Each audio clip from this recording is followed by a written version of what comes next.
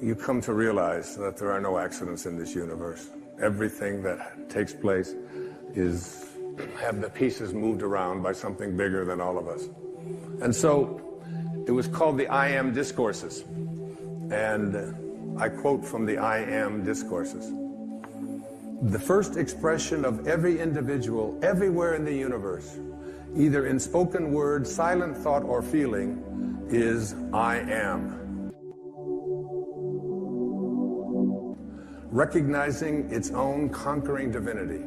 The student, me, you, all of us, endeavoring to understand and apply these mighty yet simple laws, must stand guard more strictly over his thoughts and expression, in words or otherwise. For every time you say, I am not, I cannot, I have not, you are, whether knowingly or unknowingly, throttling that great presence within you.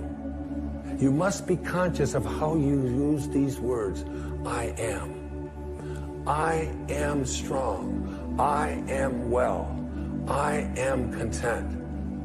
Even if your senses tell you something different, I am.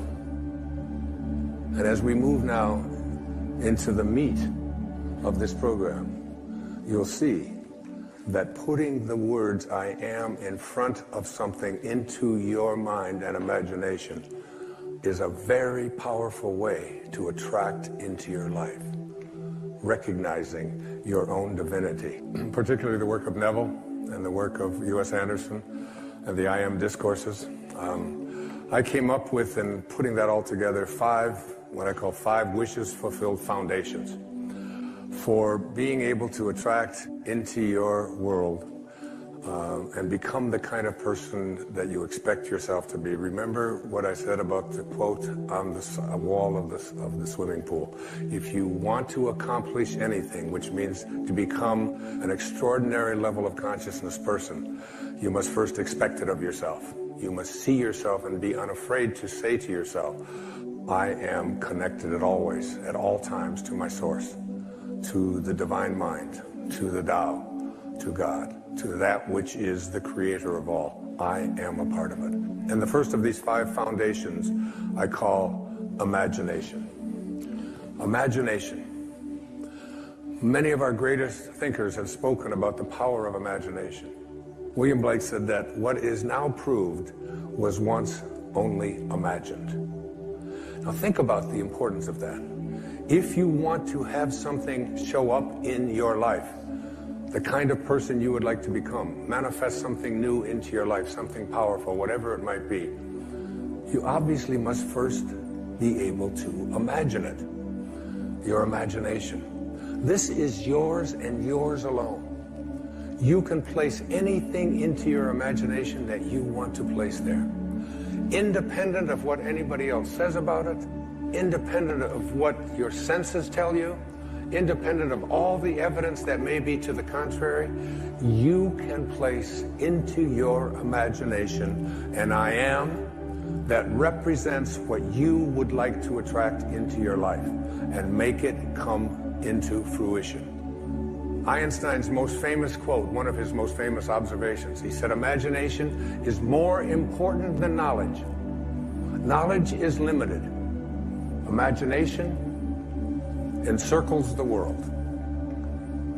Placing these I ams into your imagination, Einstein once said, if you want your children to be intelligent, read them fairy tales.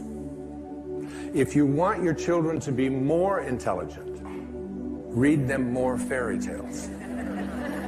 It's one of the reasons I've taken to writing children's books, to give children an opportunity to explore that thing called their imagination from the time that they're just little boys and little girls. And what I have in my imagination is a do not disturb sign. And it's like mentally inside, I've placed that in there. I do not anyone to disturb or try to change around anything that I have placed in there about what is possible for me. So you never want to place into your imagination any thought that you would not want to materialize. You never want to allow in your imagination to be contaminated by the way life used to be. Your imagination is yours. Don't let any other people influence you. Never allow people's ideas about what is possible or impossible for you to occupy your imagination. It's one of those great lines from the New Testament. With God, all things are possible. Now you tell me, what does that leave out? What does all things are possible leave out? That doesn't leave out the possibility that we can defy gravity, that we can soar, that we can heal ourselves, that we can create magnificent prosperity in our life, that we can change the world. We can shift the consciousness of this planet if enough of us begin to believe we're placing into our imagination a world that we want to live in that has no limitations and that is based on living from a place of love and kindness and God consciousness and spiritual awareness, divine mind at work. I believe it's possible. Einstein, once again, this man of imagination, said logic will get you from A to B, but imagination will take you everywhere. That's the first of these wishes fulfilled foundations. The second foundation is very significant and very important. I call it living from the end. This is one of the harder ones for people to get, but I'd like you to go again to the New Testament. Look at Romans 4:17. In the presence of him whom he believed God, who gives life to the dead and calls those things which do not exist as though they did. And calls those things which do not exist as though they did. Those are very important, significant words. You have to be able to call the things which you have not seen yet materialize and manifest into your physical world. You have to be able to say to yourself, I call those things that I would like to become as if they already do. And you place into your imagination fearlessly the I ams which you would like to create for yourself. And when it's time for me to write another book, I don't even know what it's going to be. I just know that it starts germinating inside me. And it's like a call. I have a wonderful quote by the man I've cited before. His name is Neville. And it goes like this. He says, disregard appearances, conditions.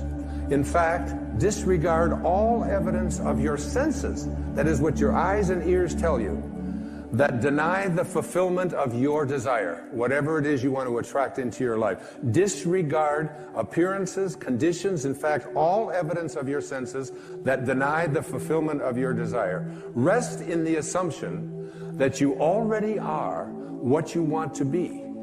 For in that determined assumption, you and your infinite being, your extraordinary self, which is what this program is about, are merged in creative unity, and with your infinite being, God, all things are possible.